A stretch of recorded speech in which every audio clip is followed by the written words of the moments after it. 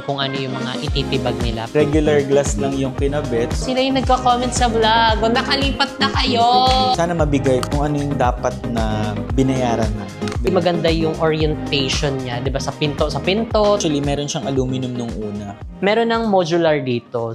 Hi mga saswang! Welcome back to my YouTube channel! So mga saswang, today is another day and another house update! Ayun mga saswang, today is pang 13th or 14th day na ng ating update dito sa bahay before ang ating house turnover. And today mga saswang is July 19, Sunday, and 12:31 p.m. na. And surprisingly mga ses, pagdating namin dito, actually si Mo ang nauna, tapos pagdating niya dito ay wala siyang naabutang mga manggagawa. And nakarating na rin ako dito, wala pa rin sila. So, only to find out mga ses, ayan, hindi rin aware ang owner na wala silang pasok ngayon dahil parang hindi ata sumasagot yung foreman ng aming bahay. And wala ding advice sa amin na today ay walang resume or walang gawa dito sa bahay. Kasi ang sinabi kasi nila, meron na rin silang OT, kumbaga until 6 p.m. Dahil dito nga sa subdivision ay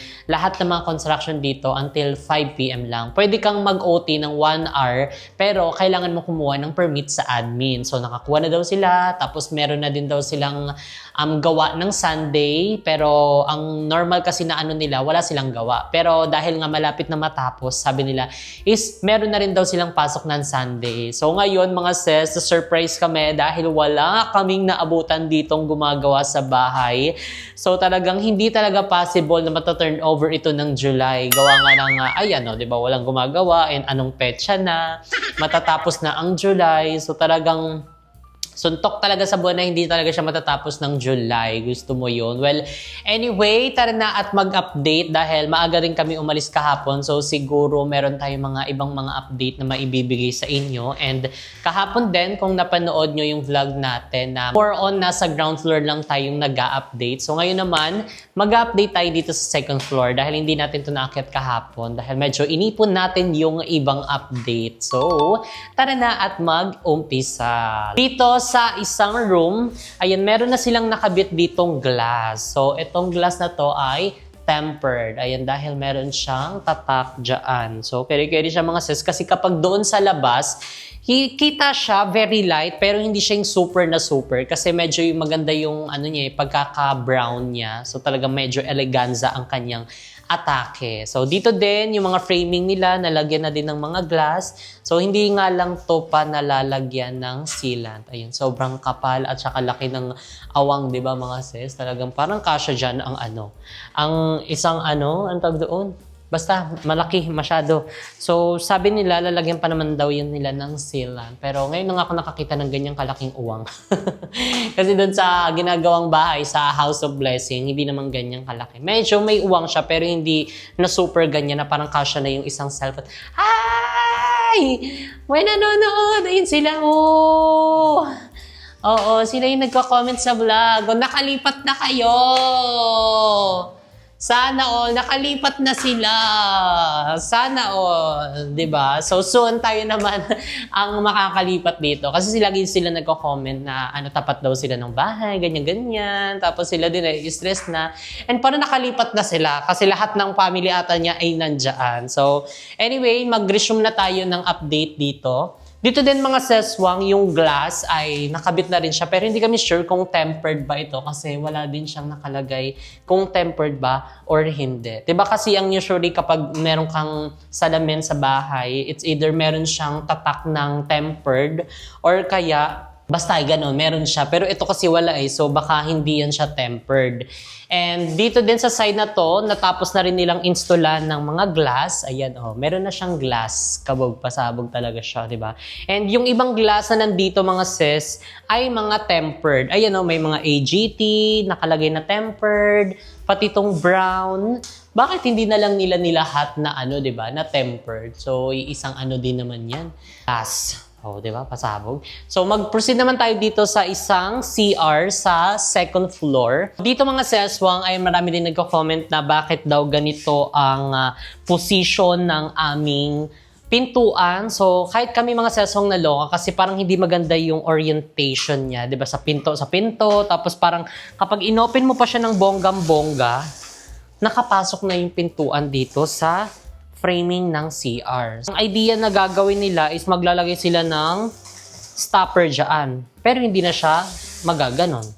O, 'di ba? So, talagang adjust talaga, ipipilit talaga ang dapat ipilit para matapos na. And dito din mga sis, ayan dito, nabuksan na nila yung isang tiles, ayan, dahil nilolocate nila kung saan nila nabutasan yung isang tubo dyan. Pero parang okay na ata, napalitan na. Pero parang hindi pa siya tinitest kasi kailangan itest mo na yun kung maganda rin yung pagkakakabit, pagkakapalit ng nasirang tubo na hindi siya talaga naglilik. And dito din mga sis, napansin namin yung flooring dito kasi parang same lang siya mismo ng level nitong aming CR. Ayan, parang same lang siya dito. Kung mapapansin mo, hindi talaga siya nakadrop.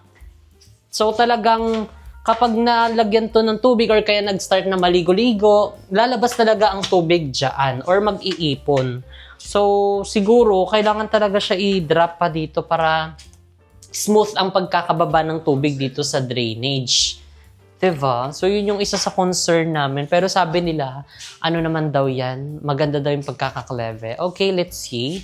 Pero hindi pa kasi nalalagyan. Nakalimutan namin dahil meron kami nabasang comment dyan na para daw malaman yung level ng mismong flooring ay magdala daw ng yung tennis ball. O dahil nakalimutan namin at wala din kaming tennis ball, hindi namin masusubukan. Siguro sa ibang update araw na pagbisita natin dito, magdadala tayo ng bola tapos itatry natin pagulungin kung saan nga bang papunta ang kanyang baba. O, diba? Pero meron din silang nilagay ditong drainage para in case, diba? Para in case siya. And eto, nakafix ka na? Ay, parang nakafix na siya. Parang medyo nakafix na siya. O medyo mahigpit na siya. Pati itong mga seswong, ay, hindi pa siya. Wala pa kasi gumagalaw pa yung salamin. Kumbaga, in-install lang nila para meron tayong ma-update. Nga pala mga seswang, isang comment din na sasagutin namin, ayan, bakit daw hindi namin pinasagad or pinataasan pa itong glass. So, that's why mga seswang, kaya hindi namin siya pinasagad kasi meron naman kaming ilalagay na exhaust fan dito. Meron kaming ipapalagay kasi sabi, ipataas daw, ganyan, para maganda. Kasi baka ma-suffocate nga kami mga sis. Kasi itong CR na to ay mayroon siyang hot and cold. So, don't worry dahil meron naman kaming pinalagay na isang exhaust fan dito and isang exhaust fan dito mismo sa labas. And dahil parang ang concern nyo din doon is parang magkakaroon doon ng moisture, gawa nga ng walk-in closet to, para kunyari kapag may mga ilalagay ng mga gamit-gamit, baka magpawis-pawis or kaya basta masira. So, yun din yung isa inano namin na kinonsern namin sa contractor namin. Gawa nga ng may hot and cold siya, tapos parang enclosed. Ang pinaka-original, wala talaga siyang exhaust. So, yun nga din yung isa sa napansin namin na paano yun? Baka magkaroon ng moisture, yun nga din, baka masira yung ibang ilalagay namin gamit dito. Kaya, nagpagawa na kami at nagpadagdag ng additional ventilation para dito sa CR, para hindi magkulob ang moisture. And anyway, dito din pala mga sis, yung para sa ating his and her, yung panghilamos-hilamos, lalagyan ng basin, meron ng modular dito. So, ang perfect nga din ng modular na gumagawa sa amin kasi yung bawat works nila, yung mga ginagawa nila, ay meron silang nilalagay ng mga takip. Para nga naman hindi maalikabukan, hindi masira, hindi maluma, hindi ma-damage, diba? So, sana ganun lahat ng thinking ng tao, diba? Meron kaming ilalagay dito na salamin. Ayan, may salamin dyan and another basin. And yung mga additional na mga dito, lagayan ng mga kagamitan at iba't ibang mga kalat. Gusto mo yun? So, ito naman mga sis sa isang CR. Dito yung Ernaline. Ayan, nakabit na rin pala nila yung ating toilet dito na merong ganyan-ganyan. O, di ba parang Japan-Japan yung atake niya? Actually, mga sis, yung first time namin mag-Japan, actually, ako yung nag-CR ako, grabe, parang ayoko lumabas kasi hindi ko siya alam kung paano paandarin, hindi ko alam kung paano palubogin yung dumi ko. As in, parang pinakain ako ng hanggang sa, yun, meron palang signal doon sa kinakainan namin, kaya nag-translate na ako. At yun, nalaman ko na ng ganun, diba? Talagang kinain talaga ako ng katangahan doon sa Japan eh. So, Dito din mga seswang is hindi pa nila nare-resume itong ating walk-in closet kasi nga parang may tatapusin pa ditong ibang mga works bago sila. Kasi nga gusto nila na yung i-finish na lang siya. Kasi madali na lang naman to eh. Ang inaantay na lang talaga nila yung mismong contractor namin. Okay, next proceed na tayo sa ibang parts ng bahay or ibang side para magbigay ng update. Let's go. So yun guys, ngayon nandito naman tayo sa labas and finally na ilagay na nila yung mismong framing dito sa ating mataas na glass. So kahapon yun actually kinabit and then tinanong ko kung anong tawag dito, kung ang gagamitin nila dyan ay tempered or hindi. So na-confirm ko naman na tempered yung ilalagay talaga dito sa side na ito. Kasi sabi ko, malaki siya, mataas, and at the same time, nasa harap kasi siya ng bahay. So, for safety, number 1, kailangan talaga naka-tempered glass yun dito sa may labas. So, ayan, dito naman guys, sa may ating below. Ayan, itong area na to guys, nalagyan na ng glass. Finally, nakoberan na nila and hindi na tayo matatakot sa may ulan. Ayan, pagka umulan. So, since nakoberan na lahat ng panel dito, nalagyan na yung mga taas and at the same time dito sa baba. Kaso ang problema, ito ang naging So, kahapon nang nandito kami, mabuti na abutan namin yung nagkakabit ng glass.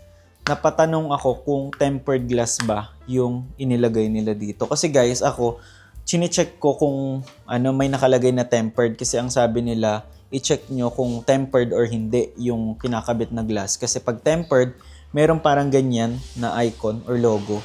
Kung regular glass, ibig sabihin hindi siya tempered. So, ayun. Kahapon, nung kinabit to, hinanap ko, pero wala akong nakitang tempered na sign. So, kaya anong nangyari, tinawagan ko yung owner kasi ang pagkakaalam namin, tempered itong area na to. Kasi nga, for safety at saka mataas kasi yung mga glass eh.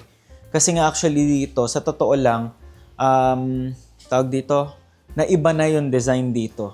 So, naiba yung mismong design dito sa may corner na area na to. Kasi dapat, seamless siya and at the same time, frameless.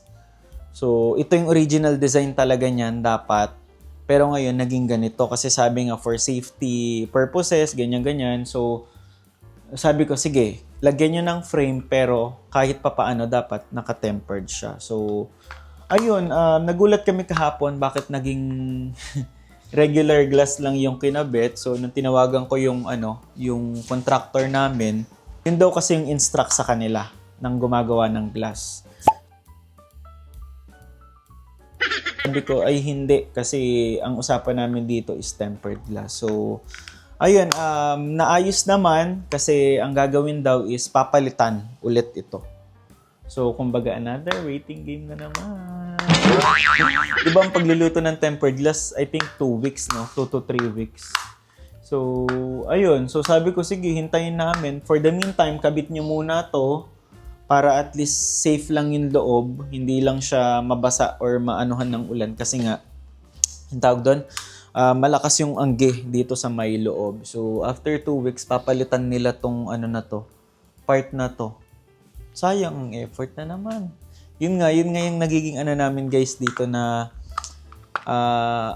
ayoko na lang mag-talk. Ayoko na lang mag-talk talaga kasi parang paulit-ulit yung nagaganap na mga ganyang eksena. Good thing naman guys is nagre-response naman yung contractor namin. Pero yun nga lang anong tawag dito? Yung mga dapat maiwasan, sana maiwasan na. Like kagaya nito, imbis na mapabilis nga tayo is mas dumodoble yung gawain dahil nga sa mga ganitong mga eksena or mga pangyayari. So, sayang effort, sayang time, sayang ang budget, di ba? Ganun lang naman yun eh. So, actually, kung sa nagtatanong kayo guys, kung kami ang gumagastos nitong palit-palit, hindi. Kasi hindi naman namin fault yung mga ganitong instances, kaya sa end pa rin nila. So, ako nanghihinayang ako on our end, pero sinasabi ko na lang, sana mabigay kung ano yung dapat kung ano yung dapat na binayaran namin, 'di ba? Ganun nilo-look forward namin, and then ayaw na rin namin mag-settle for less na sige kung ano yung nandiyan, Yun na yun. Oo nga naman, kasi na-realize din namin na katagalan, oo nga, binayaran nyo ganito. Tapos ang ibibigay lang sa inyong ganito. So, oo nga naman, let's fight for our right. Wow! English yarn na. English yarn. So, ayan, dito naman guys sa ating family area. Ayan. So, dito, pinag-iisipan namin guys kung ano ba talagang setup yung gagawin dito sa areang ito. Kung maglalagay ba ng snack bar doon. Dito guys, dito, itong malaking area na to. Kung maglalagay ba ng snack bar or dito namin ilalagay yung mismong yung altar namin. Kasi parang ang ganda ng area na to for altar, no? Ang option namin dito yung altar or yung doon sa pag-akyat ng hagdanan. So, comment down below guys kung anong mas okay dito. Kung dito na lang ba yung altar natin.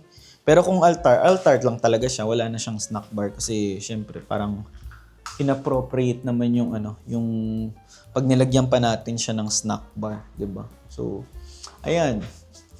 Dito yung ating snack bar or yung ating altar. So, yan. Dito rin pala guys, naikabit na. Wow! Wow! May sliding na. Di mo kaya. Tara na. Lagi.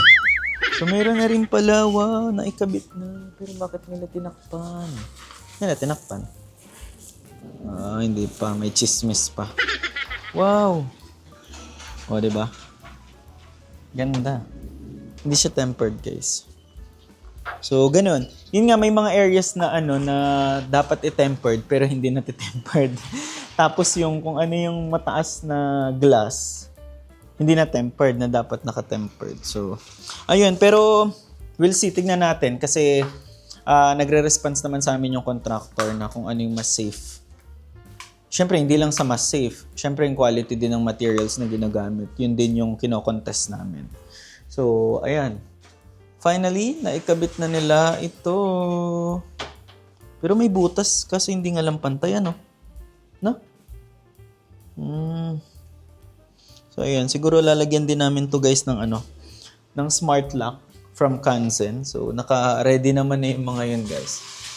Oo, diba? Ito na. So, ayan. Finally. And then at the same time, guys, nagkaroon din pala kami ng ng discussion dito. So, ayan, itong area na to guys, kasi parang siya, papunta siya ng balcony, mini balcony. So, dito guys ay, actually, meron siyang aluminum nung una. Pero, baka daw kasi tumagas pagka mismo sa flooring. So, sabi ko, sige, ganito na lang ang gawin, mas mataas, para at least kahit paano, yung angin ng tubig ay hindi pumasok dito sa may loob na area. So, ayan, gawa naman nila ng paraan kahit paano. Sealant na lang siguro ang kulang nito.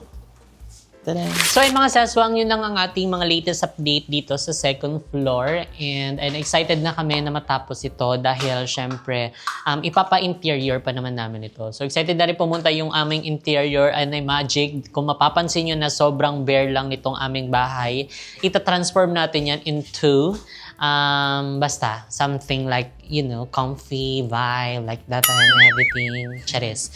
So, ang tanong, may budget pa ba? Charis! May budget pa ba? Wala na. Charis. So, tara na at bumaba dahil may mga ibang update doon sa ground floor. Kaya naman, let's kill! So, yun mga saswang, dito na tayo sa baba. And ito, ayun kung napanood yung update natin kahapon na nag-start tayo dito sa entrance. Ayan na, ito ay sinusukatan na nila. So, ito lang yung nagawa nila mga saswang. Hindi na nila na tapos na baklasin talaga yan. Diba? Kahapon parang ini-start na nila sukatin kung ano yung mga ititibag nila. Pero ito pa lang yung natibag nila mga sis. Parang si Papa kaya talaga tibagin yung isang ganun. So anyway, ayan, ito yung ikakabit dito kasi nga syempre, 'di ba? Yun nga yung mga maling na execute nila na design. So magkaiba sa inapprove ng admin dito sa aming subdivision. So dalawa pa lang side yung mali nila. Doon din banda sa gate namin. So kailangan din nilang tibagin. So abutin ng ilang araw bago nila matibag yon. So dito din pala mga seswang sa carport natin. Ayan na, okay na yung ating gate. Ayan, okay na. Kulay-kulay na lang yan siya. Tapos yung parang install dahil ito ay automatic. And medyo mababa lang siya mga ses. Gustuin man namin taasan kaso yun yung rules dito sa subdivision. Kaya kung makikita nyo yung ibang mga gate din nila dito ay medyo mabababa lang. So, meron ding dito, nakabitan na nila ng mga tiles. So, halos papunta na dito sa baba pala yung tiles nila. So, ngayon lang kasi nagkaroon ng problema din namin. Sure, and hindi rin kami binabalikan kung ano nangyari. Bakit walang gumagawa dito sa bahay. So, inagahan talaga ni Mua kasi maaga talaga yan siya pumupunta para nga makita, masubaybayan yung mga gumagawa dito. Pero, ayun, sabi nga niya na walang gumagawa. Pero, ayan, nag-start na din sila na magpintura-pintura dito sa labas. Ayan, kung mapapansin nyo na medyo nagla-light na yung pintura natin dito sa labas.